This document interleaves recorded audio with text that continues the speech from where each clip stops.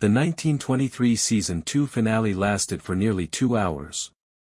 I believe we were lucky that there was a good amount of action, drama, and passion and that it wasn't a snoozefest.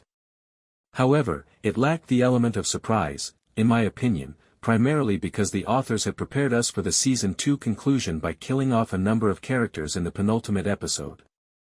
Spencer chose to kill Whitfield and put an end to his wickedness in the 1923 Season 2 finale because he believed that Whitfield was to blame for all of the suffering and loss he had experienced in his life. In order to prevent Whitfield from raising another Banner or attempting to hurt his family, Jacob and Spencer swiftly drove to his mansion after Alex's death and killed him there. The Duttons finally breathed a sigh of relief when Whitfield and Banner were killed, and they made the decision to bury everyone they had lost in the conflict. Elizabeth also made the decision to move to Boston after Jack's passing in order to avoid the wilderness and live a peaceful life. Although we don't know what will happen to her child, it's likely that they won't go back to the Yellowstone Ranch and will instead establish a new life in the city.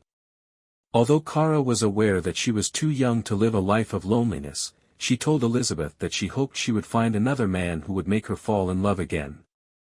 She will ultimately forget Jack and make new memories when that day arrives. Cara, who had nurtured Jack and Spencer as if they were mothers, informed Elizabeth that she would remember Jack for them both because she would never be able to forget his passing. After Alex left, Spencer attempted to replace the loss by carrying out his responsibilities as the Dutton family's patriarch and began hunting wild cattle in order to begin constructing the empire his father had envisioned. After observing Spencer filling his boots, Jacob made the decision to retire and spend the remainder of his life caring for his newborn baby while sitting on the porch. After Alex passed away, Elsa's voiceover described what happened to Spencer. The woman didn't stay in his life for long, perhaps because Spencer couldn't let go of Alex, but he sought solace from her and even fathered a child. About 45 years after Alex's death, Spencer passed away. His son, John Dutton II, took over the family company and cared for the ranch while a new war sprang out soon after.